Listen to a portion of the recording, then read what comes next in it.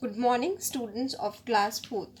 So, today we are going to start the 14th chapter of EVS, that is Baswa's farm. Let's start. I am Baswa. My father is a farmer. We live in Belwanika village in Karnataka. It is in the month of July. Like every year, Appa, my father, is preparing the field to sow the onion crop. There are so many things to be done at this time. To help him, I too go to the field with Appa.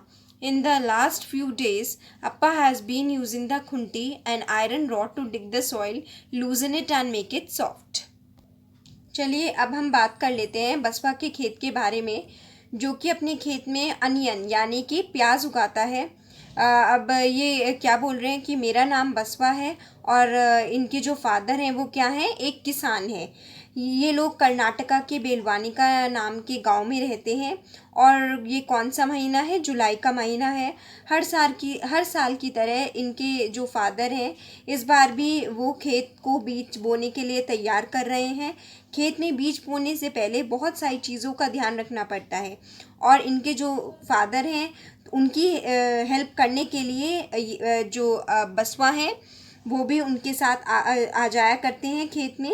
पिछले कई दिनों से ये बोल रहे हैं कि मेरे जो फादर हैं वो खुंटी का यूज़ करके मिट्टी को हल्का हल्का डिग कर रहे हैं, जिससे मिट्टी जो है वो लूज़ और सॉफ्ट हो जाए और इनको ये लोग अच्छे से बीज बो सके। Sowing the seeds. This year also my father will sow onion seeds in the field.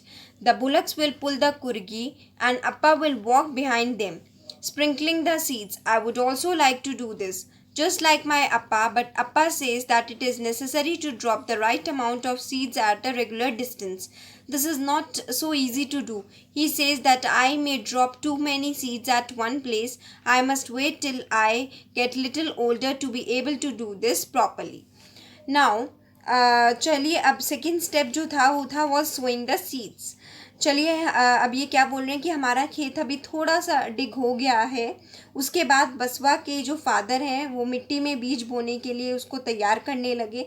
हर साल की तरह इस साल भी उनके जो फादर हैं वो अनियन के बीजों को बोने वाले थे।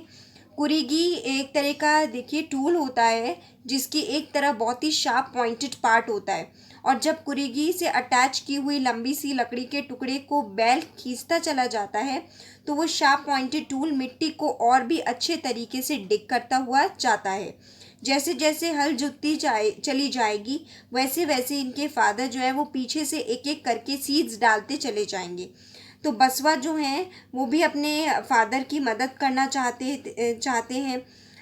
तो सीड्स को डालने के लिए लेकिन उनके जो फादर हैं वो उन्होंने बोला है उनको कि सीड्स को मिट्टी में डालने की एक टेक्निक होती है। हर सीड को एक प्रॉपर डिस्टेंस पे ही डाला जाना चाहिए, नहीं तो जो पेड़ होता है वो अच्छी तरीके से ग्रो नहीं कर पाएगा। और इसीलिए बसवा के जो पापा हैं, फादर हैं, उन्होंने कहा है कि अभी तुम थोड़े और बड़े हो जाओ, उसके बाद तुम ये वाला काम करने में मेरी हेल्प कर सकते हो। Okay, now next we have the sprouts appear. It is now 20 days since the seeds were sown. The onion plants have started to sprout. Along with onion plants, weeds have also come up. Weeds grow in fields and gardens without being planted. Appa says that we must remove the weeds so that they do not take up all the water and fertilizers. If are too many weeds, then the onion plants will not be healthy. Amma, uncle and I, we all help Appa to take out the weeds. अब क्या है the sprouts appear. अब बारी थी बीजों में छोटे छोटे प्लांट्स निकलने की। अब 20 दिन हो चले थे जब इन्होंने बीज को बो दिया।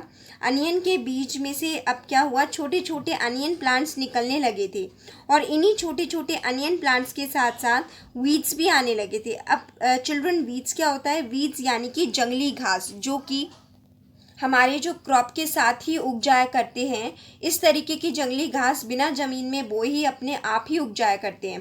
तो इनके जो अप्पा हैं वो कहते हैं कि इनको ज़मीन में से निकालना बहुत ही इम्पॉर्टेंट होता है, नहीं तो ये सारा पानी और सारा फर्टिलाइज़र यानी कि खाद जो है वो ले लेंगे, जो कि इनकी क्रॉप को मिल जाएगा। So that is why removing the weeds is so very important. अगर ज़मीन में बहुत सारे वीड्स उग जाएंगे तो फिर इनकी जो अनियन क्रॉप्स है वो या फिर और भी किसी क्रॉप को हेल्दी चीज़ें नहीं मिलेंगी, तो जब ये उन्हें देंगे, इसलिए इनके घर के सभी जो भी मेंबर्स हैं, फैमिली मेंबर्स, वो मिलके और इनके अप्पा ये सब काम किया करते हैं। इस तरीके की तो जो जंगली घास होती है उसको निकालने के लिए इन्होंने ये स्टेप लिया। तो इसलिए इन्होंने बोला कि ये वीड्स को निकालना बहुत ही इम्पॉर्टेंट है, अदरवाइज़ वो जितना भी आपका प्लांट है उसको ख़राब कर देगी, क्योंकि weeds is an unwanted plant. Okay, तो चलिए देख लेते हैं कि अब ये बोल रहे हैं कि इनके कितने बड़े हो गए हैं onions. Now growing plants. I am happy to see the plants growing. They are tall enough to reach my knees. The leaves have started turning yellow and drying up. This means that the onions are ready to be taken out. तो अब वो बोल रहे हैं कि इनके onions जो है वो कितने बड़े हुए हैं, अब ये वो देख रहे हैं। तो धीरे धीरे करके इनके सारे अनियन प्लांट्स बड़े होने लगे थे और वो इनके नीज तक लंबे हो गए थे, और धीरे धीरे करके अनियन के ऊपर जो प्लांट्स उगने लगे थे वो क्या हो गया था, वो ना सूखने लगे थे, और कैसे हो गए थे, वो कलर में येलो टर्न हो गए थे।